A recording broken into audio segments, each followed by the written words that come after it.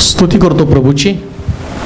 अनेक अद्भुत साक्षी देव घडवत आहे. शशिकला थोबडे ते आपल्यामध्ये उभं राहिलं तर बरं होईल. शशिकला थोबडे आपल्या जागेवर उभं राहा. परंतु इथं आले, प्रार्थना केली आणि त्यांची जमीन देवानं त्यांना दिली आणि म्हणून ते आता जिलेबी आणलेली सुटल्यावर खा, जाताना घेऊन जा. तर प्रभू फार मोठे चमत्कार करत आहे. पुष्कळांच्या जीवनामध्ये देव अद्भुते करत आहे. गेल्या रविवारच्या दिवशी एक व्यक्ती कणकवली या ठिकाणातनं देवाच्या मंदिराकडे निघाला. येताना त्याच्याकडे गाडी खर्च होता, परंतु जाताना त्याच्याकडे पैसे नव्हते. परंतु त्याच्या अंतःकरणात उत्कंठा होती, काही करून मी तिथं पोचणार आहे, मला जायचं चर्चमध्ये. त्याला असं वाटलं की अनेक साक्षी आम्ही ऐकतो, मला अनुभव घ्यायचा त्या चर्चमध्ये देव कशा पद्धतीने काम करतो. तिकीट काढलं, कणकवलीवरून कसा बसा इथं पोचला. आराधना चालू झाली, प्रार्थना त्याच्यासाठी केली गेली आणि त्यानंतर तो चर्चच्या बाहेर पडला. तेवढ्यामध्ये त्याच्या मोबाईलवरती मेसेज आला की तुझ्या खात्यावरती 11,000 रुपये जमा झालेले आहेत. लक्षात ठेवा, ही जी जागा आहे ना, ही जागा अद्भुते करणारी जागा आहे. अद्भुते करणारी जागा. इथं तुमचा वेळ कधीच वाया जात नाही बरं का, कधीच नाही. असंभव गोष्टी संभव करण्याचं हे ठिकाण आहे. म्हणून लक्षात ठेवा, ज्याची उपासना मी करत आहोत त्याचं व्यक्तिमत्वच वेगळं आहे. जर काल तुम्ही माझ्या स्टेटसला पाहिलं असेल तर एक मुलगा ज्याचा ॲक्सिडेंट झाला होता आणि तो कोमामध्ये गेला. पुष्कळ प्रयत्न करत होते की त्या कोमातनं त्याला बाहेर काढावं, परंतु तो लवकर बाहेर येत नव्हता. तेवढ्यात त्याच्या वडिलांनी साक्षी पाहिल्या होत्या, मग यूट्यूबला संदेश ऐकला होता, साक्षी ऐकल्या होत्या. त्यांनी कॉल केला की माझा मुलगा कोमात आहे, सिरियस कंडिशनमध्ये आहे आणि प्रार्थना करा. त्याच्यासाठी प्रार्थना केली आणि त्यांनी चालणारा फोटो पाठवला की देवानं कोमातनं त्याला बाहेर काढलं आणि त्याला आरोग्य दिलं. अजून पण मला असं वाटतं स्टेटसवर असेल किंवा आता 24 तासानंतर ते उडून जातं. परंतु प्रभू अद्भुत गोष्टी करत आहे, हे तितकंच सत्य आहे. देवाला कोणतीच गोष्ट कठीण नाही. आम्हाला मात्र खंबीर होणं गरजेचं आहे. एक विश्वासाचं जीवन जे असतं ना, या जीवनामध्ये तुम्हाला रोज लढाया कराव्या लागतात, रोज लढाया. आणि लढाई कोण करतो माहिती का? जो खंबीर आहे तो लढाई करतो. ज्याच्यामध्ये खंबीरता नाही किंवा जे मनानं कणखर नाही ते शस्त्र टाकून देतात, लढाई विसरून जातात. त्यांना सैतान प्रबळ वाटतो.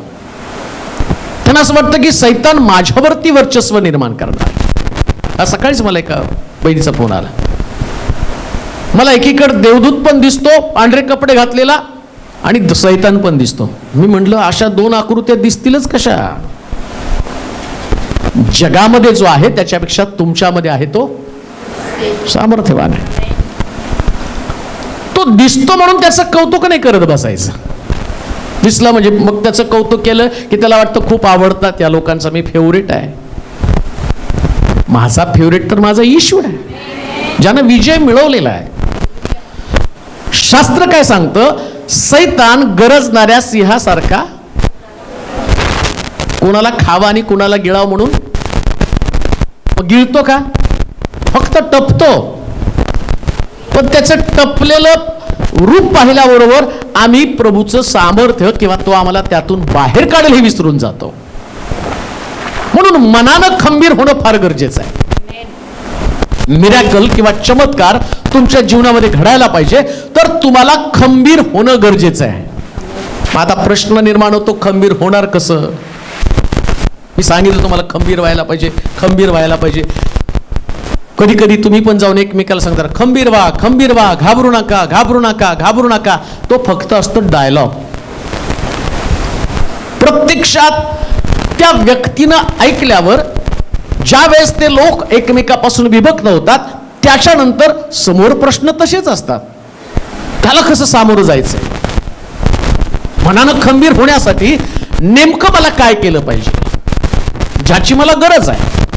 परिवार असो, तुमचं करिअर असो, तुमचं जीवन असो, या सगळ्याकडे तुम्ही लक्ष लागल्यावर तुम्हाला कळतं या दिवसात तुम्हाला खंबीर होणं फार गरजेचं आहे. म्हणून मी पाहतो की जेव्हा जेव्हा देवाचे लोक, परमेश्वर त्यांना बाहेर काढत होता, एक गोष्ट म्हणत होता, तुम्ही खंबीर व्हा. खंबीर व्हा. कशासाठी खंबीर व्हा? पाठीमागं फारोचं सैन्य आणि समोर तांबडा समुद्र. ना तांबडा समुद्र देव काढून टाकणार आहे, ना फारोचं सैन्य तुमच्या मागे पळू नये म्हणून देव नाही आज्ञा करणार. फारोच्या सैन्य घरात बस, माझ्या लोकांना आकानात सहजपणे जाऊ दे. अहो तो देव आहे. तो एक अभिवचन देतो म्हणजे पूर्ण करण्यासाठी तुम्हाला एवढ्या लढाया लावतो ना. आणि लढायला लावण्याचं कारण काय? यहोवा रणवीर आहे. रणवीर आहे तो. आणि आम्ही त्याची लेकरं. हम तो खुदा के बेटे आहे. आणि खुदा के बेटे सगळे डगमग करणारे, रडणारे, मनाने खचून जाणारे. जर तुम्ही देवाची लेकर आहात तर तुमच्यामध्ये खंबीरपणा यायला पाहिजे. मग आता खंबीरपणा येणार कसा? अनुवादाचं पुस्तक 31 अध्याय 6 पासून 8 पर्यंतची वचनं वाचूया. अनुवादाचं पुस्तक 31 अध्याय आणि त्याचं 6 पासून 8 पर्यंतची वचनं. खंबीर हो, हिम्मत धर, भिवू नको, भिवू नको, त्यांना घाबरू नको, त्यांना घाबरू नकोस, कारण तुझ्या बरोबर चालणारा तुझा देव परमेश्वर हा आहे. तुझा देव परमेश्वर आहे. तो तुला सोडून जाणार नाही, तो तुला सोडून जाणार नाही व तुला टाकणारही नाही. तुला टाकणार नाही. मग मोशेने, बस 6 ते 8 पर्यंतची वचनं.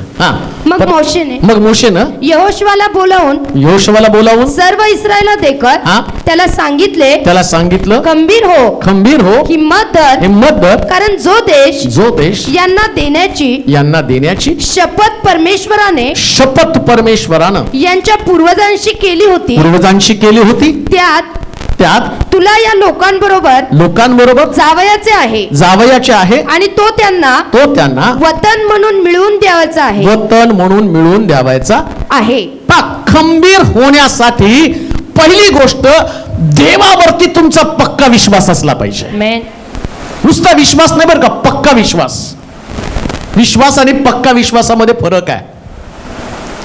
जो व्यक्ती नुसता विश्वास ठेवतो ना, तो येऊन नुसता बसतो, तो नुसती आराधना करतो, नुसती प्रार्थना करतो, तो त्याचा विश्वास असतो फक्त. त्या विश्वासानं परमेश्वराच्या घरामध्ये येतो, त्या विश्वासानं रात्री झोपताना प्रार्थना करतो, त्याच विश्वासानं तो चालतो. पण पक्का विश्वास असणाऱ्या लोकांचं वैशिष्ट्य काय माहिती का? ते कसे खंबीर होतात? वाचा बरं 6 वचन. खंबीर हो, हिम्मत धर, त्यांना भिवू नको. काय करू नकोस? भिवू नको. म्हणजे तुझ्या समोर जे आहेत, ज्याला खंबीर विश्वास आहे, त्याच्या समोर भीतीदायक वातावरण निर्माण करणारे लोक आहेत. भीतीदायक वातावरण निर्माण करणारी आर्थिक परिस्थिती तुमच्याकडे असेल, तुम्हाला त्यातनं बाहेर पडण्याचा मार्ग नाही माहिती, आणि परमेश्वर तुम्हाला खंबीर बनण्यासाठी सांगत आहे. म्हणजे काय? आत्ताची तुमची परिस्थिती आहे, या परिस्थितीला मी योग्य वेळी काढेल किंवा या परिस्थितीवरती मी तुम्हाला विजय देईल, हा तुमचा खंबीर विश्वास असला पाहिजे. हालेलुया. मनामध्ये डळमळीतपणा येऊ देऊ नका. एखादा आजारपण असेल बरं का तुमच्याकडे, आजारपण तुमचा नाश करण्यासाठी नाही, तुम्हाला खंबीर उभं राहण्यासाठी प्रभू सांगत आहे. खंबीर उभा राहा. मेडिसिन, डॉक्टर ते कदाचित हातबल होतील आणि ते सांगतील याला उपचार नाही, पण देव म्हणतो खंबीर हो. ऐका, कधी कधी अशा प्रकारची परिस्थिती तुमच्याकडे आहे की ती परिस्थिती आणि तुमच्यासाठी एक प्रकारचं भय निर्माण करणारी परिस्थिती आहे. आणि आतापर्यंतचा तुमचा अनुभव जर तुम्ही बघितला तर यातून कोणी सुद्धा बाहेर पडलं नाही. ही कदाचित लोकांची वास्तविकता असेल, पण तुमचा देव वास्तविकतेच्या पलीकडे काम करणारा देव आहे. वास्तविकतेच्या पलीकडे. लक्षात ठेवा, जस प्रभू तुमच्या समोर शत्रू उभे करतो ना, ते कशासाठी उभं करतो? तुम्हाला खंबीर बनवण्यासाठी. वाचा देवचन. खंबीर हो, हिम्मत धर, त्यांना भिवू नको, त्यांना घाबरू नको, कारण तुझ्या बरोबर चालणारा तुझा देव परमेश्वर हा आहे. तो तुला सोडून जाणार नाही. का तुम्हाला खंबीर व्हायचं? देव तुम्हाला कधी सोडून जात नाही. ऐका बरं का, तुमचं आरोग्य तुम्हाला सोडून जाईल, पैसे तुम्हाला सोडून जातील, तुम्ही गरीब व्हाल, नातेवाईक तुम्हाला सोडून जातील, समाज तुम्हाला सोडून जाईल, ज्या तुमच्या जवळच्या गोष्टीत या सगळ्या तुम्हाला सोडून जाणाऱ्या आहेत. पण अभिवचन देवाचं काय माहिती का? मी युगाच्या समाप्तीपर्यंत तुझ्याबरोबर. हे गेले म्हणून कशाला मन खचरू देतात? नाही मला याने सोडलं, मला त्याने सोडलं. तो खंबीर हो रे मेन. भाई, खंबीर हो. या लोकांवरती विश्वास ठेवू नकोस. पुन्हा मी तुम्हाला सांगतो, जे परिस्थिती तुमच्या बरोबर आहे त्याच्यावर कधीच विश्वास ठेवू नका. अजून एक गोष्ट मी तुम्हाला सांगतो, परिस्थिती बदलती पण देव बदलत नाही. परिस्थिती सारखी बदलत राहते. आज जे येणं ती उद्या नसणारच आहे. हालेलुया. आज तुमच्याकडं तुम्ही चांगले आहात, तुम्ही बरे आहात. बरेच लोक अहो चांगलं म्हणता म्हणता गेले की हो, रात्री बोलले सकाळी गायब झाले, अचानक ते गेले. कारण हे सगळं बदलणार आहे. आणि काही लोक म्हणतात अहो सगळे नातेवाईक जमा केले आणि उठून बसले. सांगण्याचं तात्पर्य हे सगळं बदलतं पण देव कधी बदलत नाही. याच्यासाठी खंबीर व्हायचंय. आज आमच्या परिस्थितीकडे पाहून आम्ही कचरून नाही जायचं, भयभीत नाही व्हायचं.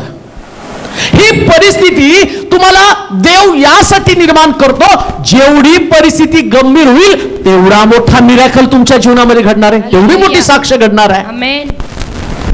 100 रुपये हरवले म्हणून काय फार मोठी साक्ष नाही घडणार. पण कधी कधी तुम्हाला लाखोंचं नुकसान होतं, काही लोकांना कोट्यावधीचं नुकसान होतं. कधी कधी काही लोकांचा आजार भयंकर अशा प्रकारचा असतो, जगण्याची हानी नसते. इतकं भयानक प्रकारच्या परिस्थितीमध्ये तुम्ही चाललेला असता. मग तुमची परिस्थिती जेवढी बिकट आणि कठीण बनते ना, त्यास प्रभू तुम्हाला म्हणतो खंबीर व्हा. का खंबीर व्हा? मी तुम्हाला सोडणार नाही. ही सगळ्यात उत्तम शुभवर्तमान आमच्याकडे कोणतं? प्रभू मला कठीण परिस्थितीमध्ये सोडत नाही. काही पण होऊ द्या, किती पण कठीण परिस्थिती असू द्या. मी म्हणतो विश्वासणाऱ्या लोकांनी सतत परिस्थितीकडे पाहण्याच्या ऐवजी जो म्हणतो मी तुझा देव, काय लिहिलं वचनामध्ये वाचा बरं परत 6 वचन. खंबीर हो, खंबीर हो, हिम्मत धर, हिम्मत धर, त्यांना भिवू नको, त्यांना भिवू नकोस, त्यांना घाबरू नको, घाबरू नकोस, कारण तुझ्या बरोबर चालणारा, तुझ्या बरोबर चालणारा देव बसला का हो? नाही. इथं आहे का तो?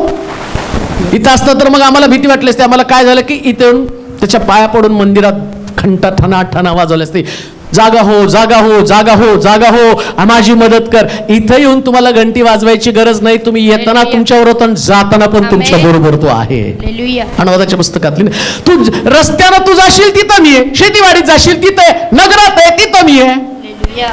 अजून तर त्याच्या पलीकडे जाऊन जलात चालशील तिथं मी आहे, अग्नीत पडशील तर तिथं मी आहे. आता देव एवढीकडे सगळीकडे व्यापलेला आहे. मग तो म्हणतो मी तुझा देव, तुझ्या बरोबर चालणारा देव आहे. मग दावीद त्या 20व्या स्तोत्रामध्ये म्हणतो मृत्यू छायेच्या दरीतून मी जात असलो तरी कसल्याही अरिष्टाला भी. याला म्हटलंय खंबीर होणं. मेन. अरिष्ट तर असणार आहे, पण खंबीर लोकांचं वैशिष्ट्य काय माहिती का? ते अरिष्टाला पाहून घाबरत नाही. तो म्हणतो मृत्यू छायेच्या दरीतून जात असलो तरी मी अरिष्टास भिणार नाही, कारण तो माझ्या बरोबर आहे. कोणा बरोबर आहे?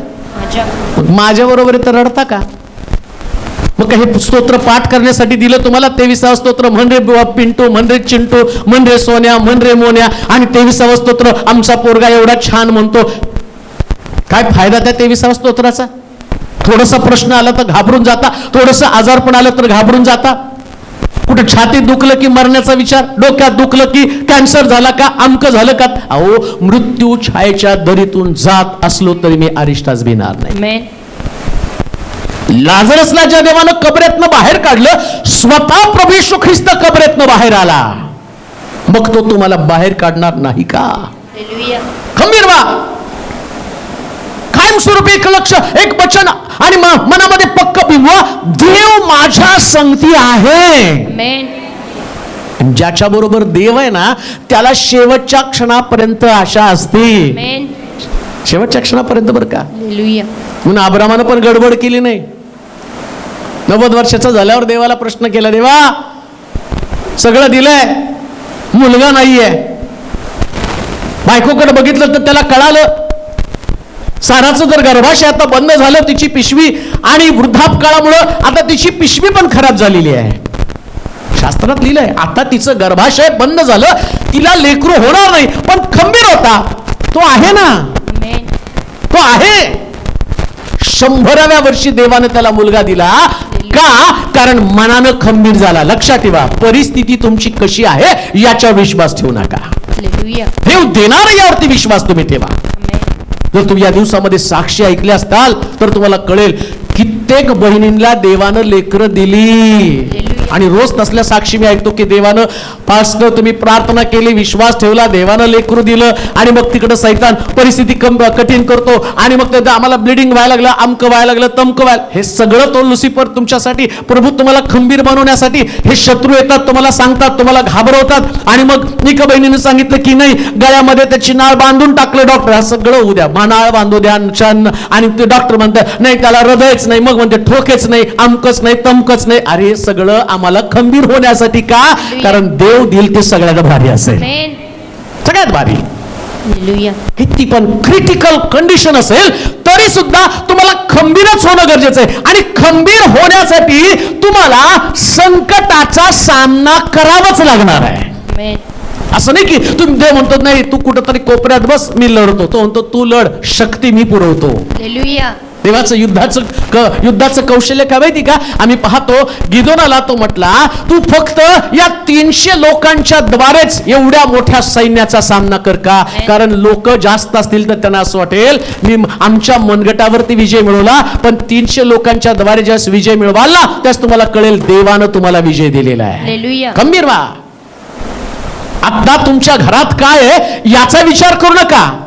तुमचं शिक्षण काय, तुमचं क्वालिफिकेशन काय, तुमच्याकडे कसल्या प्रकारची नोकरी आहे, तुमच्या घरातलं वातावरण काय, तुमची ओळख आहे का, तुम्हाला आणि कोणी परिचित लोक नाही. तुम्ही म्हणाल नाही मला इंटरव्ह्यू फेस करता येत नाही, सगळं नकारात्मक बोलत असला तरी तुमच्या देवावर तुमचा विश्वास असू द्या. म्हणून मोशेचे साक्ष ऐकता का? तो देवा मी जड ओठाचा माणूस आहे, म्हणजे मला बोलताच येत नाही. कदाचित तुमची लेकरं अशीच असतील. तुम्हाला प्रश्न पडेल की ही लेकरं बोलत नाही, पुढे कसं होणार आहे. परंतु एक विश्वास ठेवा, देव तुमच्या मुखाचं सहाय्य होईल, परमेश्वर तुम्हाला कृपा पुरवेल. म्हणून खंबीर होण्यासाठी देवावरती पक्का विश्वास असू द्या. पुढे दुसरी गोष्ट वाचूया, 8 वचन. मग मोशेनं यहोशुवाला बोलावून सर्व इस्रायला देखत त्याला सांगितलं खंबीर हो, हिम्मत धर, कारण जो देश यांना देण्याची शपथ परमेश्वरानं यांच्या पूर्वजांशी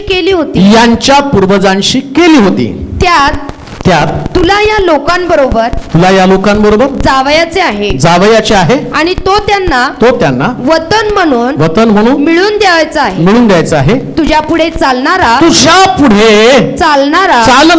परमेश्वरच आहे. कोण आहे तुझ्या पुढे चालणारा? परमेश्वर. तुम्हाला खंबीर होण्यासाठी एक गोष्ट पक्की मनामध्ये ठेवली पाहिजे, माझ्या पुढे परमेश्वर आहे. आमेन. कोण आहे तुमच्या समोर? परमेश्वर. बोला की कोण आहे? परमेश्वर. माझ्या पुढे कोण आहे? परमेश्वर. मग परमेश्वर तुमच्या पुढे असताना मार्ग मोकळा करणार नाही का तो? हालेलुया. तो पुढे कशा जातो? त्याला पुढे जाण्याचं कारण काय? म्हणून त्यानं मोशेला सांगितलं तांबडा समुद्र पाहून घाबरू नकोस, मी पुढे जाणार आहे. हालेलुया. तुम्हाला बुडू देणार नाही. मग आम्ही पाहतो की त्या मोशेला म्हटला तू काय कर, आपली काठी या समुद्रावरती उगार, काठी समुद्रावरती उगार आणि समुद्र दुभांगला जाईल. आता काठीवर कोण आहे? जसं योहानाच्या शुभवर्तमानामध्ये म्हटलं, जसं मोशेनं अरण्यामध्ये काठीवरती पितळी सर्प उंच केला, तसं मनुष्याच्या पुत्राला तुम्ही उंच करा. आता ही काठी म्हणजे ख्रिस्त आहे. आम्हाला संकटातनं सोडवण्यासाठी प्रभू येशू ख्रिस्ताला देवानं पुढे पाठवलं. त्यानं मरण सोसलं, त्यानं दुःख सोसलं, त्यानं यातना सोसल्या, त्यानं आमचं सगळं व्याधी विकार, सगळं दारिद्र्य स्वतःवरती घेतलं. आणि आता तो काय म्हणतो? खंबीर हो, दारिद्र्य तुला येऊन गाठणार नाही, उपासमार तुला येऊन गाठणार नाही, संकट तुला येऊन गाठणार नाही. संकट जरी आलं ना तरी सामना करण्यासाठी प्रभू परमेश्वर तुझ्या पुढे आहे. परमेश्वर तुझ्या पुढे आहे. हालेलुया. ज्या व्यक्तीला कळतं ना देव माझ्या पुढे, तो मनानं खंबीर बनतो. आमेन. शद्रक मेषक अबेदनगोला ज्या पद्धतीनं आणि त्यांनी सांगितलं की या भट्टीत आणि तुला टाकणार आहेत, त्यास ते काय म्हणतात, या भट्टीतनं सोडवायला माझा देव समर्थ आहे. आणि असं लिहिलं. त्यांनी तिघांना टाकलं आणि त्यांच्या पुढे देवाचा पुत्र अगोदरच भट्टीमध्ये जाऊन बसला. हालेलुया. किती सुंदर अभिवचन आहे नाही का. ज्यास तुम्ही आज संकटामध्ये असताना तर संकटात आधी परमेश्वर उडी मारतो. हालेलुया. आधी तो उडी मारतो. तो काय करतो, सगळी संकटाची तीव्रता कमी करतो. ऐका, प्रॉब्लेम खूप मोठा आहे, पण आधी उडी कोण मारलं, आणि त्यांनी जाऊन सगळ्या प्रॉब्लेमची हवाच काढून टाकली. हालेलुया. आता तिथं असं लिहिलं, त्यांना भट्टीमध्ये टाकलं तर बागेत मोकळे फिरावे तसे ते मोकळे फिरायला लागले. का? कारण भट्टीची सगळी आगणी त्यानं, त्याचा जो असणारी धग आहे त्यानं स्वतःवरती घेतलेली आहे. हालेलुया. म्हणून तुमच्या जीवनामध्ये तुम्हाला हा विश्वास असला पाहिजे, भट्टी किती तापली ते नाही बघायचं. जसं बऱ्याच लोकांना डॉक्टर काय करतात माहिती का, एखाद्या व्यक्तीला ताप किती आला ते टेम्परेचरचं थर्मामीटर त्याच्यामध्ये टाकतात आणि ताप तपासतात. आम्हाला ताप तपासायचा नाही. हालेलुया. मग बरेच लोक फार ताप झाला हो, त्यांचं डायलॉग का, मुलगालाही ताप देतो, नवरालाही ताप देतो, सासूलाही ताप देते, सूनलाही ताप देते. तुम्ही ते टेम्परेचर कशाला मोजता, या सगळ्याला शांत करणारा तुमचा देव आहे. हालेलुया. त्याचं टेम्परेचर तपासू नका. तो कशा पद्धतीने तुमच्याशी वर्तन करतो याच्याविषयी पण तुम्ही विचार करू नका. आमेन. शांत बसा, शांत बसा, नाही तर बाहेर जा. तुमच्या भट्टीची तीव्रता, तुमचं मेजरमेंट, तुमचं टेम्परेचर हे कधीच तपासत बसू नका. कसल्या प्रकारच्या संकटाचा सामना तुम्ही करत आहात, कशा पद्धतीनं आणि तुम्ही प्रश्नाला सामोरे जात आहात. आज सकाळीच मला वाटतं काल परवा एक सिस्टर त्यांनी फोन केला, माझा मुलगा कॉलेजमध्ये जातो आणि कॉलेजमधले सगळे मुलं त्याला त्रास द्यायला लागलेले आहेत आणि त्याच्यामुळे आमच्यासमोर प्रॉब्लेम निर्माण झालेला आहे. परंतु ज्यावेळेस ती बाकीची मुलं त्याला त्रास द्यायला लागले आणि त्यांना असं वाटलं की ते घाबरले आणि ते म्हटलं की ती मुलं हा जसा कॉलेजमध्ये जाईल तसं त्याला त्रास देत आहे. म्हणजे म्हटलं घाबरू नका, सिंहाचे तोंड बंद केलेला देव त्याचं तोंड बंद करण्यासाठी समर्थ आहे. आमेन. आणि प्रार्थना केल्यावर आज त्यांचा रिप्लाय आला, माझा मुलगा कॉलेजमध्ये गेला पण त्या मुलांचा त्रास देण्याचा स्वभावच देवानं बदलून टाकला. हालेलुया. म्हणून म्हटलं खंबीर व्हा. आमेन. अजून एक मुलगा होता, चांगलं मला आठवतं त्याचं, त्याची त्या पोलीस भरतीसाठी तो थांबायचा आणि नेमकं प्रॉब्लेम काय झालं माहिती का, त्या गल्लीमध्ये असणारी सगळी मुलं त्याच्यावर भांडण करायला लागली. कितीतरी दिवस तो भीती घाबरलेल्या अवस्थेमध्ये घराच्या बाहेर सुद्धा पडत नव्हता, एकदम घाबरून गेला. त्याला मोठा प्रश्न निर्माण झाला की आता करायचं काय, आणि तो सारखा सांगायचा, पास्टर हे मुलांची मला खूप भीती वाटत आहे. मग त्यानं ठिकाण बदललं, दुसऱ्या गावाला गेला. गावाला तरी किती दिवस राहणार आहे, मग परत तो गावावरून माघारी आला. मग आल्यावर त्याने म्हटलं, पास्टर मला भीती वाटत आहे, ती मुलं आणि परत मला टॉर्चर करतील, मला मारतील. मी म्हटलं घाबरू नकोस. मी काय करू, त्याने प्रश्न मला विचारला. काही करू नको, फक्त प्रार्थना कर. हालेलुया. आणि परवा त्यानं सांगितलं की पास्टर जेव्हापासून मी तिथं आलो आता एकही मुलगा मला त्रास देत नाही. का भिवू नको, मी तुझ्या बरोबर आहे, मी तुझ्या पुढे आहे. आमेन. ही साक्ष जर तुमच्या जीवनात घडायला पाहिजे, मनानं जर खंबीर व्हायला पाहिजे, सिंहाकडं त्याच्या गर्जनेकडे पाहू नका. परमेश्वर ज्यास गर्जना करतो त्या सगळं काही नॉर्मल होऊन जातं. हालेलुया. जिवंत साक्ष आहेत. हा जो देव आहे तो अद्भुत अशा प्रकारचा देव आहे. आणि देवाच्या लोकांनी मनानं खंबीर व्हायला पाहिजे. का खंबीर व्हायला पाहिजे, तो आमच्या बरोबर आहे. कुठे पुढे आहे. बरोबर पण आहे. काय वाचा, पुढे आहे. हा 8वं वचन, तुझ्या पुढे चालणारा तुझ्या पुढे चालणारा परमेश्वरच आहे. कोण आहे हो तुझ्या पुढे चालणारा? परमेश्वर. हा, योशवाला खंबीर बनवण्यासाठी तो एक गोष्ट सांगतो, तुझ्या पुढे चालणारा परमेश्वरच आहे. काय आहे? परमेश्वरच च- आहे. च. परमेश्वरच कोण आहे आहे. तुझ्या पुढे चालणारा? परमेश्वर. सैतान नाही चालत बर का. बरेच लोक म्हणतात सैतानाने मार्ग बंद केले, सैतानाने अमकं केलं, सैतानाने नोकरी काढली, सैतानाने आजारी पाडलं, सैतानाने घरामधलं ताबा घेतला. अहो कशाला त्याला गौरव देता? तुमच्या पुढे तुमचा देव चालत आहे. आणि ज्या दिवशी तुम्हाला हे कन्फर्मेशन होईल की माझ्या पुढे देवच चालत आहे, आमेन. या चवर त्यानं यहोशुवाला जोर दिला, तुझ्या पुढे चालणारा परमेश्वरच आहे. आमेन. जर परमेश्वर तुझ्या पुढे चालतो ना, तर तुझ्या वाटेमध्ये असणारे दगड अडखळणं सगळी दूर करत करत तुला शांतपणे चालत नेतो. तुला फक्त चालायचंय. हालेलुया. तुला नाही रस्ता साफ करायचा, रस्ता तर देव साफ करतो. आमेन. अडखळणं तर देव दूर करतो. दगड खाचा खळगे तर परमेश्वर भरून काढतो. तुम्हाला फक्त चालायचंय विश्वासानं, खंबीर व्हायचंय तुम्हाला. म्हणून एक गोष्ट ध्यानात ठेवा, जीवनामध्ये जर पुढे जायचं असेल ना, तर देवावरती इतकं पक्का भरोसा असला पाहिजे. आमेन. तो माझ्या पुढे आहे. आमेन. तुमच्या अनेक लोकांना असं वाटतं माझ्या पुढे उद्या काय मांडून ठेवलंय. काही नाही, तुझ्या पुढे फक्त देवच आहे. आमेन. उद्या माझ्या पुढे कसलं ताट मला लहानपणापासून एक डायलॉग ऐकायला यायचा, उद्या काय मांडून ठेवलंय कोणास ठाऊक. अवतीभोवती सगळे गरीब दुबळे लोक असायचे, मग त्यांच्या सगळ्यांचा डायलॉग आज गेला, उद्या काय मांडून ठेवले माहित नाही. पण आता मी तुम्हाला सांगतो, काल आज आणि युगानुयुग आमेन. तोच तुमच्या पुढे आहे. हालेलुया. तोच आहे तुमच्या पुढे. हालेलुया. मग तुम्ही म्हणाल तो आमच्या पुढे, तर परिस्थिती अशी का? मी खंबीर व्हावं म्हणून आमेन. तो दाखवतो. ही परिस्थिती येईल, हे संकट येतील, हे अमालिकी तुला दिसतील, हे सैन्य तुला दिसेल, हा आजारपण तुला दिसेल, हा मृत्यू तुला दिसेल, पण त्याच्याकडे कशाला बघतो? पुढे मी चाललो हे बघ ना. हालेलुया. त्याच्याकडे बघू नको, मृत्यूकडे पाहू नको, मृत्यूच्या पलीकडे असणाऱ्या देवाकडे पाहायला सुरुवात करा. त्याच्याकडे लक्ष लाव. जर तुम्ही तुमच्या बाजूला पाहाल, म्हणतो म्हटला तुझ्या उजवीकडं सहस्रावधी पण आणि डावीकडं लक्षावधी पण ते तुला भिडणार नाही. का? तर तुझ्या पुढे कोण आहे? परमेश्वर. जे बाजूला बघतायत ना त्यांना पडणारे दिसतात, पण समोर बघतात त्यांना उभं राहिलेला परमेश्वर दिसतो आणि तो म्हणतो मी तुझ्या पुढे आहे. आमेन. हा, माझ्या पुढे कोणीतरी आहे.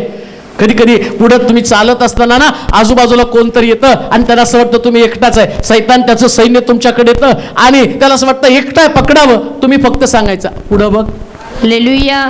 समोर बघ, तुझा बाप बसलेला आहे तिथं. हालेलुया. आणि त्याला पाहिलं.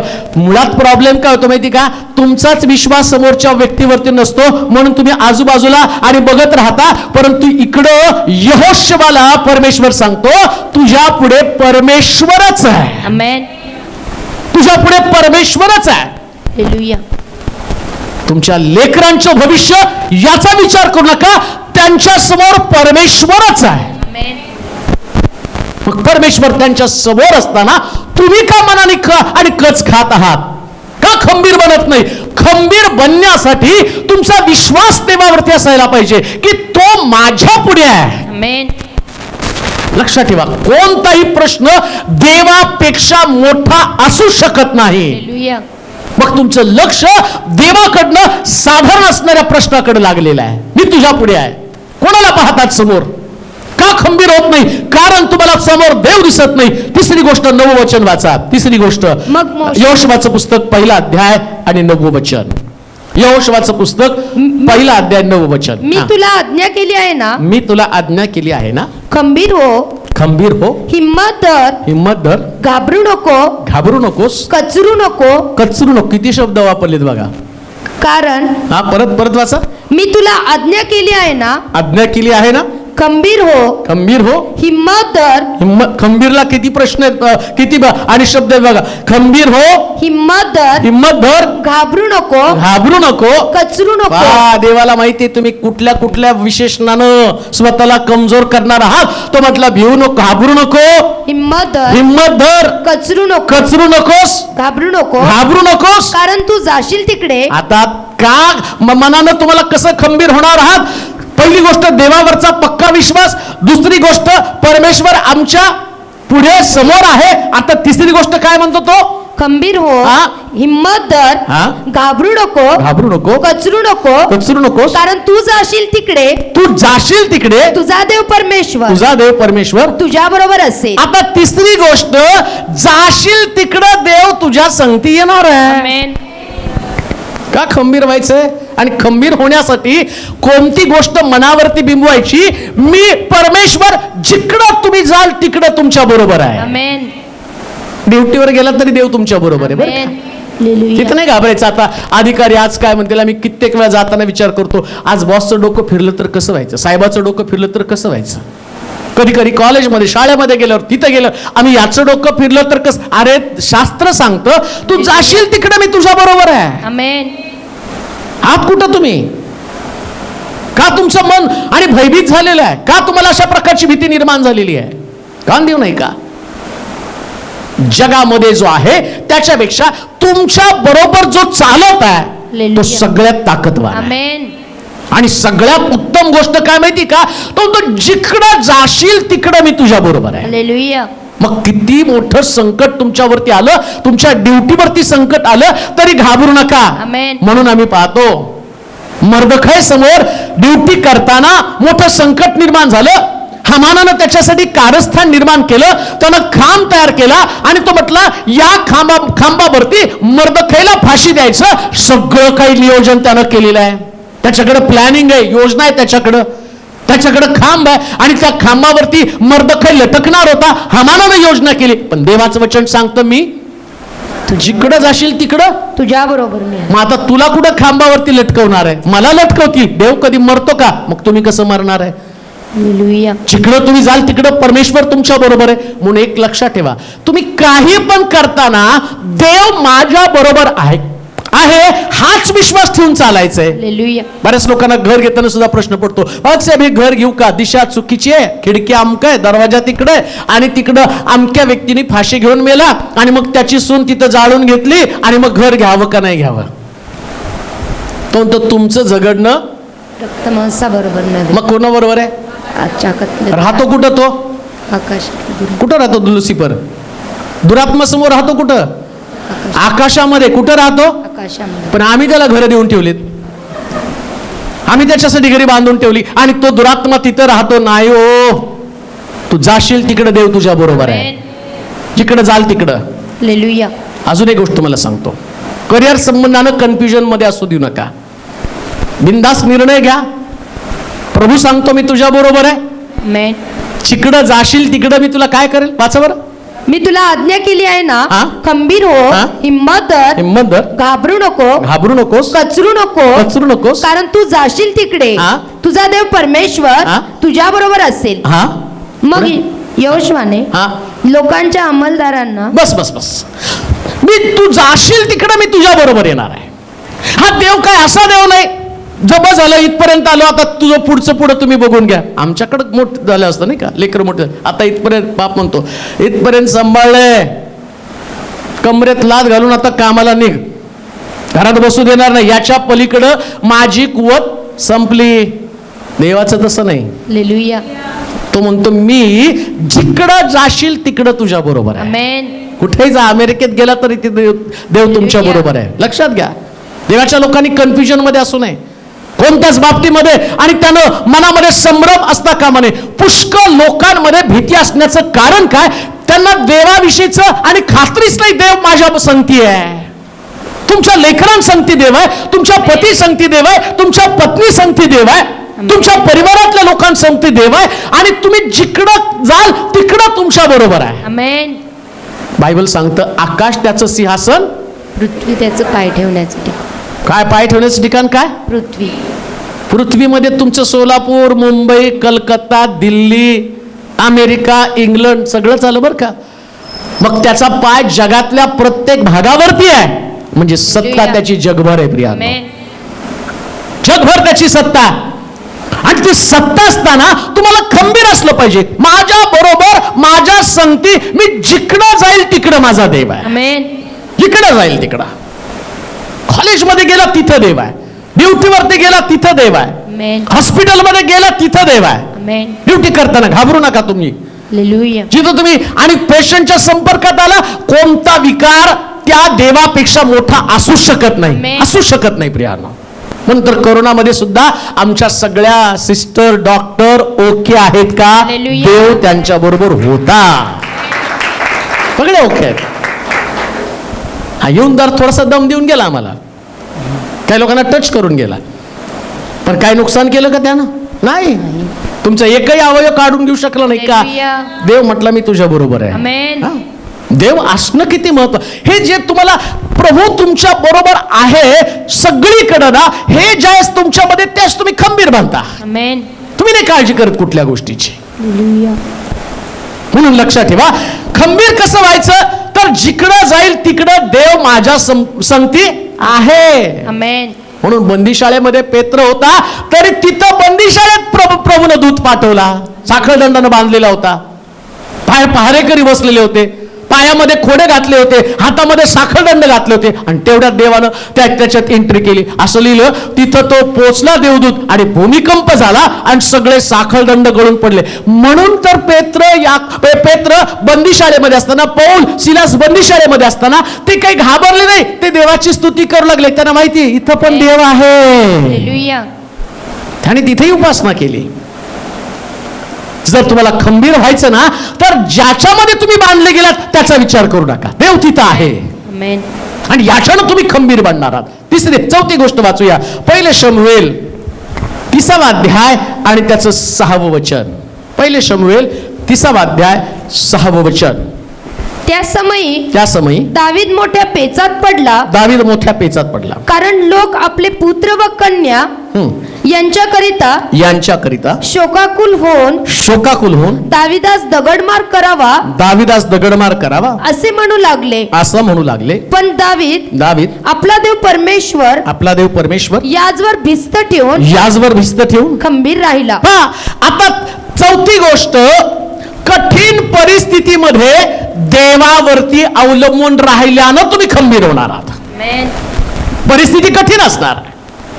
तसं दाविदाच्या जीवनामधली परिस्थिती, त्याचे लोक, इस्रायल लोक, आणि त्या ठिकाणामध्ये या अमालेक्यांनी त्यांच्यावरती चढाई केली, आणि तिथं मी पाहतो की त्यांची लेकरं आणि त्यांची बायका हे सगळे घेऊन गेले. त्यांचं सगळं असणार घरदार लुटून केलं, सगळी लुटमार झाली. आता बायका लेकर पण त्यांनी उचलून घेऊन गेले. आता बाकीचे जे त्याच्याबरोबरचे लोक होते आणि ते चिडले, आणि त्यांनी आपल्या हातामध्ये दगड घेतली. कशाला? दाविदाला दगडमार करण्यासाठी. ऐका, काय वेळेस अशाच प्रकारची परिस्थिती तुमच्या जीवनामध्ये निर्माण होण्याची शक्यता आहे.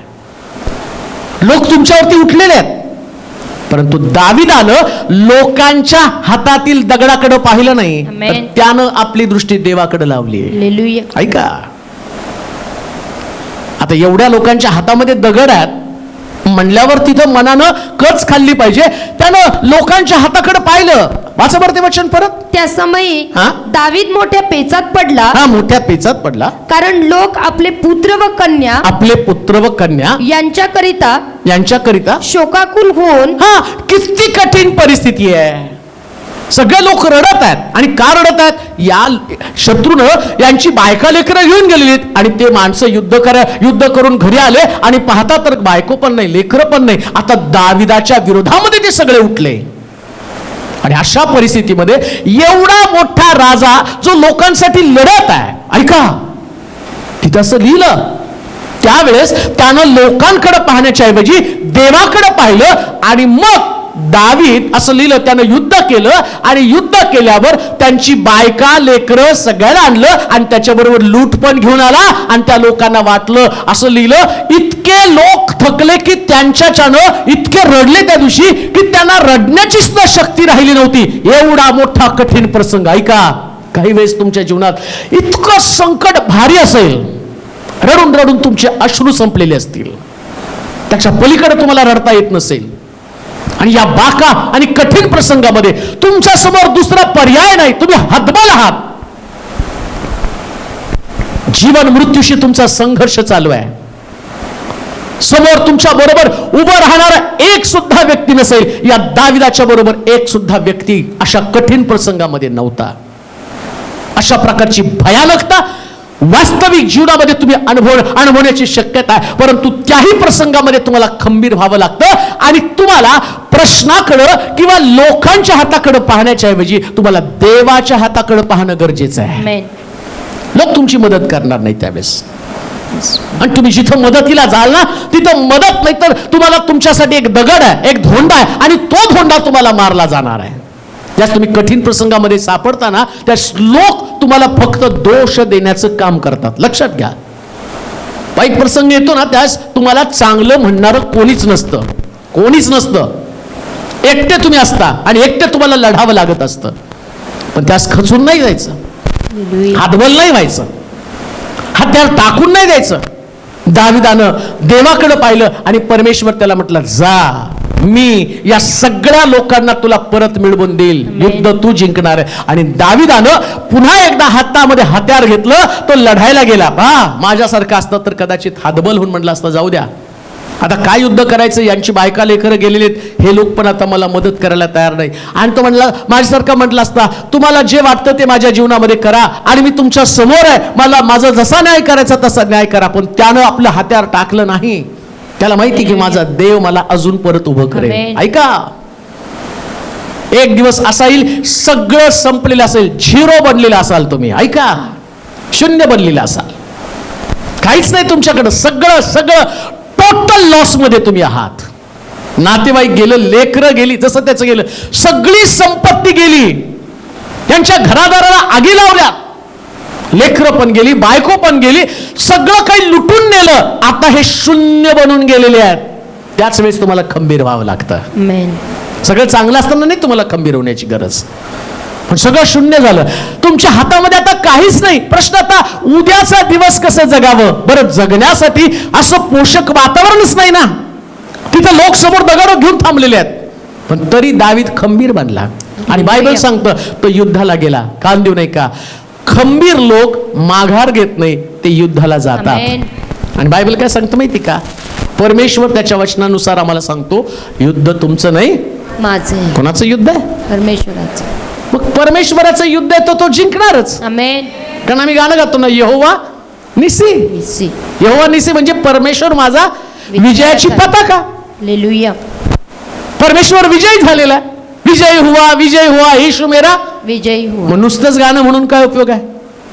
तो येशू जर तुमच्या बरोबर आहे, तुमचं सगळं काही गेलेलं आहे, सर्वस्व गेलेलं आहे, नोकरी गेली असेल, पैसा गेलेला असेल, सगळं काही गेलेलं असेल, सगळं अंधकारमय असेल, तेव्हा तुम्हाला खंबीर बना. बरं, आता खंबीर बनायला तुमच्या खंबीर बनणं आता उलट सोपं आहे. आता नुकसान काय होणार? सगळंच गेलं की, आता जाण्याचं काय बाकी आहे सांगा की? सगळंच गेलेलं आहे.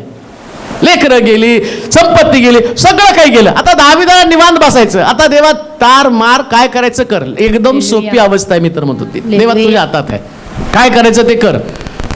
त्यांच्यातून दगड मारायचा, मारू दे. तू काय म्हणतोस मला? युद्धाला जा. ते घेतली तलवार, चला इथं यांच्यातून दगड मारून मरण्याच्या ऐवजी जाऊन युद्ध करून येतो. तिथं जर विजय मिळाला तर सगळं घेऊन येतो.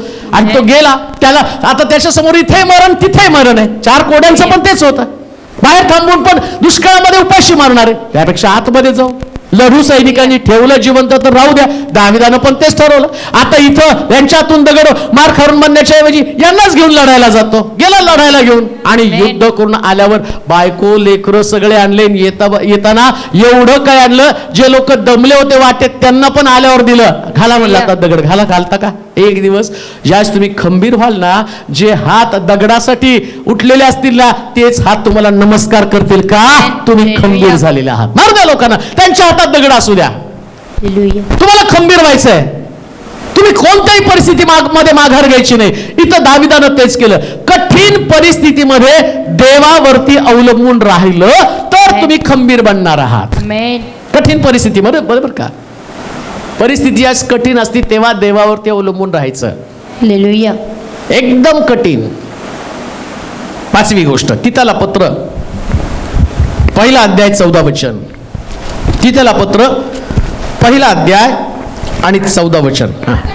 यासाठी की यहुदी कहाण्या सत्यापासून बहकलेल्या माणसांच्या आज्ञा लक्ष न देता विश्वासात.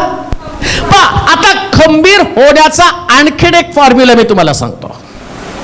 खंबीर होण्याचा फॉर्म्युला, ज्या व्यक्तीला विश्वासामध्ये खंबीर व्हायचं, देवामध्ये मजबूत व्हायचं, तर त्यानं आणखीन एक गोष्ट करायला पाहिजे. ती म्हणजे काल्पनिक गोष्टींकडे दुर्लक्ष. कोणत्या गोष्टीकडे? काल्पनिक. बऱ्याच गोष्टी काल्पनिक असतात. कल्पना, डोक्यामध्ये चाललेल्या इमॅजिनेशन असतात. आणि जेवढ्या तुम्ही आणि कल्पनेच्या विश्वामध्ये रंगाल ना, तितकं तुमच्यामध्ये जास्त प्रकारची भीती निर्माण होते. काल्पनिक. मी ज्यावेळेस आमच्या वाड्यामध्ये आमचं जे जुनं घर आहे, त्या जुन्या घरामध्ये आम्ही राहिलो होतो. तो एक वाडा होता. त्या वाड्याला बाजूला अशा दगडी भिंती आणि त्या भिंतींच्यावर गवत आलेलं असायचं. आणि त्या वाड्याला जर आतमध्ये एंट्री केली, लाकडी चौकट, म्हणजे जुना एकदम पडीक वाडा असतो ना, त्याच्या टाईप वाडा. आणि मग शेजारी आमच्याकडे ख्रिश्चन अंकल होते आणि ते बसल्या बसल्या आम्हाला कथा सांगायला सुरुवात करायची. एकदा मी असाच रिक्षानं उतरलो. मग रिक्षातनं उतरल्यावर मला बिनडोक्याचा माणूस दिसला. ते ऐकल्यावर आम्ही भीतीन थरथर कापायचो. तो बिनडोक्याचा माणूस मला दिसलं तर कसं व्हायचं. मग दुसऱ्या वेळेस तरी सांगायला सुरुवात केली. आता आम्ही लहान होतो, मग आम्हाला काहीतरी गोष्टीमध्ये रंगवायचं म्हणून त्यांनी ते सांगायला सुरुवात केलं. एकदा रात्री 2 वाजता रिक्षा घेऊन आलो तर आपल्या वाड्याच्या दारामध्ये एक बाई हिरवी साडी आणि लाल कुंकू आणि ते केस सोडले आणि लांब लचक पाय पसरून बसली. आणि मला असं वाटलं एवढे लांब पायचे पाय कसे काय. आणि मग मी घाबरलो, थोड्या वेळ थांबलो आणि मग ती बाई मला बघितली, हसली, निघून गेली. कोणता डेअरिंग करेल रात्री 12ला त्या वाड्यात आतमध्ये घुसायचं सांगा. आणि मग कित्येक वेळा या काल्पनिक जगाचा परिणाम काय झाला माहिती का, मी त्याच्याविषयी विचार करू लागलो. आणि त्यानंतर जर माझं जीवन तुम्ही बघितलं तर सारखं मला असं वाटायचं कोणतरी माझ्या छातीवरून बसलं आणि मी रात्री जोर जोरात ओरडायचो. का? कल्पनेच्या जगामध्ये ज्यावेळेस तुम्ही वावरताना तशा प्रकारचं क्रिएशन निर्माण होतं आणि देव ही संकल्पनाच तुमच्याकडनं दूर निघून जाते. देव तुमच्यामध्ये अस्तित्वातच राहत नाही ना. हे काल्पनिक जग, हे यहुदी कहाण्या ज्या पद्धतीने सांगितल्या तशा अनेक प्रकारच्या रंजक कहाण्या तुम्हाला सांगतील. अनेक प्रकारच्या कहाण्या, ज्या कहाण्या तुम्हाला डिस्टर्ब करण्याची शक्यता आहे, तुमचा विश्वास कमी करण्याची शक्यता आहे, लढण्याची क्षमता आणि तुम्हाला हरवण्याकडे घेऊन जाणाऱ्या अशा काही काल्पनिक कहाण्या. मी तर म्हणतो त्या काल्पनिक कहाण्या कधीच ऐकू नका. मी म्हणतो वास्तव जे घडलं त्याला पण बदलणारा देव आहे. कल्पनेमधलं काय घेऊन बसला तुम्ही? शद्रक मेषक अबेदनगोला भट्टीतनं काढलं, दानिएलला सिंहाच्या गुहेतनं काढलं. ह्या काही काल्पनिक कथा नाहीये, त्या वास्तव कथा आहेत. येशू ख्रिस्त वधस्तंभावरती होता, तो मेला, त्याला कबरेत पुरलं आणि त्याला देवाला बाहेर काढलं. ही एक वास्तव कथा आहे. 6000 भूत लागलेला मनुष्य आणि तो मी पाहतो तो कबरांमध्ये राहत होता, आपलं अंग दगडाला ठेचून घेत होता आणि अशा 6000 भूतांना येशूनं काढलं. ही एक वास्तव कथा आहे. मग काल्पनिक जगामध्ये रममान होऊन कशाला अशा प्रकारच्या गोष्टी तुमचा विश्वास कमी होऊ देता. अजून सुद्धा ऐका, मला कित्येक सेवकांचं सुद्धा कीव येते आणि मला ते सांगतात, पास्टर परवाच एक पारशी लागला होता, तो मी काढला यांच्यातनं. त्या विहिरीमध्ये त्याचं प्रेत होतं आणि जाता जाता हिच्यात घुसलं. अरे कसं घुसेल? तुम्ही बिलिव्हर्स आहात, तुम्ही विश्वासणारे लोक आहात, मग कशा पद्धतीने तुम्ही असा विचार करू शकता हे याच्यात घुसलं त्याच्या? मग नाही, तो पारशी बोलत होता. सैतानाला जगातल्या सगळ्या भाषा अवगत आहेत. त्याला पंजाबी माहिती, त्याला तेलुगू माहिती, त्याला अन्य भाषा पण येते. तुम्ही जी बोलता ना अन्य भाषा, ती पण त्याला अन्य भाषा येते. मग म्हणून तो म्हटला, तो भाषा बोलतो म्हणून तो पवित्र आत्म्यानं भरला असं समजू नका. फळांवरून त्याची परीक्षा तुम्ही करा. भाषा बोलतो म्हणून नाही. मग तो वेगवेगळ्या काल्पनिक गोष्टीमध्ये तुम्हाला रममान करतो आणि त्याच्यामध्ये तुम्ही अडकून पडता. पण पवित्र शास्त्र काय सांगतं वाचा बरं. यासाठी की त्यांनी यहुदी कहाण्या आणि सत्यापासून बहकलेल्या, जे वास्तव, जे सत्य आहे त्या सत्यापासून बहकलेल्या माणसांच्या आज्ञा याकडे लक्ष न देता, ऐका, ज्या सत्यापासून बहकलेल्या माणसांच्या आज्ञा. आता तुम्ही थोडस देवात आलाय, पण जे देवात नाही त्यांना बघा. काही लोक बाहेर वसा झालाय, एक अंड नेऊन कब्रस्तान जवळ ठेवून या. भूताला अंड काय आवडतं हे तुम्हाला सांगितलं कोणी? त्याला अंड आवडतं कोणी सांगितलं? आणि सांगताना म्हणजे असं ठेवा आणि मागं वळून बघू नका. अहो, ते तिथून घेतलं लोटाच्या पत्नीला. सदम गोमरातनं बाहेर पडताना मागं वळून बघू नको, तिकडं कल्पना रचून ते तिथं काढलं. अंड ठेवा आणि मागं बघितलं नाही ते तुला घुसेल. मग हे असला डायलॉग महाराज असं करायला पाठवता का तिथं? हळदीच्या अंगानं बाहेर फिरू नका, आज्ञा काय? हळदीच्या अंगानं मग लावताच कशाला हळद? भूत लागा म्हणून हळदीच्या अंगानं बाहेर फिरायचं नाही का तर भूत लागतं. अजून काय लोक नवीन नवरीला भूताची जास्त भीती का? त्याला हिच्याशी लग्न करायचं होतं. तुझ्याशी तिचं लग्न लागलं म्हणून तो चिडला आणि मग तिच्या ह्या सगळ्या काल्पनिक कथा आहे. आणि शास्त्र काय सांगतं? खंबीर व्हायचं याच्यातनं. जे देवाचे लोक आहेत ते सदा विजयी लोक आहेत. याला खंबीर होणं म्हटलेलं आहे. हालेलुया. काल्पनिक कथा ठेवू नका. दारात लिंबू पडला आता काहीतरी होणार, आणि लिंबाचं झाड तुमच्या दारात असल्यावर तिथं तुम्ही लावता. पण दारात लिंबू पडला का? मांजर आडवी गेली, तिने उभी जावं का सांगा बरं? ती उभी गेली तर तरी प्रॉब्लेम, तुम्ही आडवे झाला. कित्येक लोक तर म्हणतात हा माणूस आडवा आहे. त्या आडव्या माणसानं तुमच्या दारात आलं तर तुमचं नुकसान होत नाही, पण मांजर त्या ठिकाणावर त्याच्या पलीकडे जाऊन कोणी शिंकलं तर सत्य आहे. एवढा लबाड माणूस असतो तो शिंकलं सत्य, आणि ते सत्य म्हटल्यावर ते म्हणतात शिंकलं आता घडणारच आहे. काय गप्पा मारत असतात ते, नाही का? पोरगा यावर्षी पास होतं का नापास, आणि नापास म्हणलं ते शिंकतं सटकत. नापासच आहे पोरग यावर्षी, झालं ते बी खंबीर नाही हे बी खंबीर, यांचा बी विश्वास डळमळीत. अरे बापरे पोरग नापास होणार. यहोशुवाला तो म्हणतो जिकडे जाशील तिकडे मी तुझ्या बरोबर आहे. खंबीर व्हा. कोणत्याच गोष्टी ज्या काल्पनिक आहे, ज्याचा प्रभाव तुमच्या घरावरती पडत आहे याचं आणि या प्रकारच्या गोष्टीवरती विश्वास ठेवू नका. वास्तविक काय आहे? वास्तविक येशू जिवंत आहे हे सत्य आहे प्रिया, आणि तो आमच्या बरोबर आहे. आणि काय आम्ही ऐकलं की तू जाशील तिकडे मी तुझ्या बरोबर, मी तुझ्या पुढे आहे, हे खंबीरपण आहे. आणि इकडं तो खंबीर होण्यासाठी सगळ्या काल्पनिक गोष्टी दुर्लक्षित कर. वाचा बरं ते वचन परत एकदा. यासाठी की त्यांनी यहुदी कहाण्या आणि सत्यापासून बहकलेल्या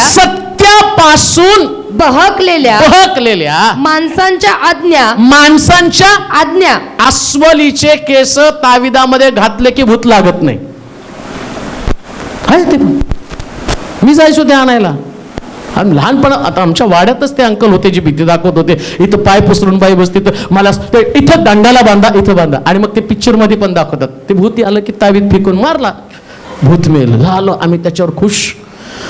आणि तो तावेदवाला अस्वल घेऊन येतो, वाजवतो, ढुमकं वाजवतो, आणि मग 2-4 केस काढतो, ते वळकुटी काढतो, आतमध्ये घेतो, जाओ बच्चा तेरा भला होगा. अरे हे सगळं काल्पनिक आहे. वास्तविक हे आहे येशूनं सैतानाला क्रूसावरती हरवलेलं आहे. हे वास्तव आहे. हे वास्तव यानं तुम्हाला खंबीर व्हायला पाहिजे. आमेन म्हणाल का? आमेन. हे खंबीर तुम्हाला करतं. म्हणून आमची एक बहीण आहे का, आली का तुमची बहीण? ब्रदर्स तुमची बहीण आली का नाही? हा आली का? कुठे? हा टाळ्या वाजव तिच्यासाठी. तिचं भूत, तिच्यामधलं भूत निघता निघत नव्हतं. कुठं जाऊन आली ती. तोंड बंद केलं होतं भूताने तिचं. बस कुठं जाऊन आले ते म्हटले. शेवटी कोणीतरी सांगितलं इकडे एक चर्च आहे तिथं जा. आणि मग परवा ते सिस्टर लोक त्यांच्याकडे प्रार्थनेला गेले. ते म्हटले त्या भूताने तोंड बंद केलं होतं, येशूनं उघडलं. हे वास्तव आहे. हे फॅक्ट आहे. ज्याच्याकडे आम्ही आलो तो आम्हाला खंबीर बनवतो, तो कधीच तुम्हाला प्रश्नामध्ये ठेवू शकत नाही. मग त्याच्यासाठी वेगळं काही करण्याची गरज नाही. बरेच लोक म्हणतात काय करू पाळक साहेब, सैतानानं घर सोडावं. मग काही पाळक हुशार असतात, 5,000 पाठवा. आणि बिचारे बरेच लोक इकडे येतात, तो लांबून काय येतात माहिती का? ते ठकले गेले, ते फसले गेलेले आहेत. आणि ते एकानं तर सांगितलं त्याने आधी भरपूर खाल्ले पैसे, आणि सगळे पैसे खाल्ल्यावर ते निघना. मग त्याने सांगितलं एक काम करा ना, तिकडे सोलापूरला जाऊन या. मग तू काय गाडी खर्च खाल्ला का एवढ्या दिवसात? जाऊन येऊन त्याची बिर्याणी, पैसे. लक्षात ठेवा, येशू या नावातच एवढी शक्ती आहे ना. एकदा हे नाव उच्चारलं की सगळी भूत, खेत, सगळा जादू, टोना, करणी सगळं निघून जातं. मग वास्तव काय? फक्त येशू वास्तव आहे. बाकी सगळ्या काल्पनिक गोष्टी त्याच्यावरती विश्वास ठेवू नका. जर खंबीर व्हायचं तर वास्तवावर विश्वास ठेवा. वाचा ते वचन. यासाठी की त्यांनी यहुदी कहाण्या आणि सत्यापासून बहकलेल्या माणसांच्या आज्ञा याकडे लक्ष न देता माणसाला दिलेली कोणतीच आज्ञा. कधी कधी त्या घरामध्ये असणारे जुने लोक म्हणतात, अगं बाई, लेकराच्या गालाला काजळ लावून नजर लागेल. आणि ते लेकरू ऑलरेडी काळ असतंय आणि त्या काळ्याला अजून एक काळा टिक्का पांढरा तर लावायचं, ते सैतानाला दिसल तर नाही का वेगळं काहीतरी म्हणून नजर. अजून बघा, ते तेवढं करून नाही झालं ना, बाहेर ताप आला, काळा मिरच्या ओवाळा. आता मिरची जर चांगली भाजली, चांगली कडक झाली असेल, चांगली वाळली असेल, तडतड तडतड आवाज येतो. किती नजर लागली. हिरव्या मिरच्या टाका बरं, नाही तडतड आवाज येत. तुम्हाला ठसका लागून एक दिवशी चांगलं तुम्ही उलटी पालटी व्हायला पाहिजे. काल्पनिक गोष्टी ऐका. बाळाला काळा टिक्का लावल्यानं काही होत नाही. मुळामध्ये त्याला म्हटलं तो अंधकाराचा, तुम्ही उलटा काळा टिक्का लावून लेबल लावता, हे 13चे आहे. मग ते आजारी पडतो. आम्ही म्हणतो, अहो काळा, त्याच्या हातात काळा कडदोडा घाले. आणि त्याच्या पलीकडे जाऊन ऍटलिस्ट काळे मणी तरी बांधा त्याच्या हातात. सगळं त्याच्या ताब्यात तुम्ही द्यायला लागलात. लेकरं, खंबीर व्हा. जसा मी मोशे बरोबर होता तसा मी तुझ्या बरोबर आहे. याला खंबीर होणं म्हटलं. काल्पनिक गोष्टी नको आहेत. काढून टाका हातातलं काळं, कमरेला काळं, पायात काळं, गळ्यामध्ये काळं.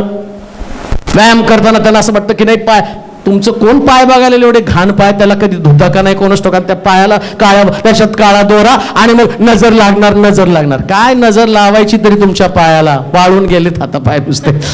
कुठंतरी 4 दिवस 4 बैठका जोर मारले की तुम्हाला वाटतं ताकद आली आणि तुमच्या पाय जिम मध्ये गेला तुला नाही बघा,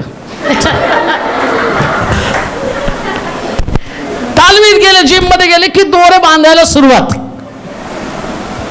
लेकरू बाहेर गेलं की त्याच्या कमरेला कडदोडा बांधलाच.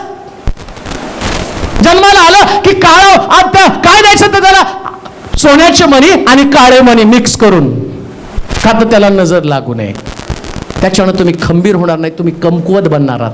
पण तुमची लेकरं जर स्वच्छ राहाल तर तुम्हाला कळेल तुम्ही देवामध्ये मजबूत आहात. देवामध्ये मजबूत आहात. कसं खंबीर होणार आहात?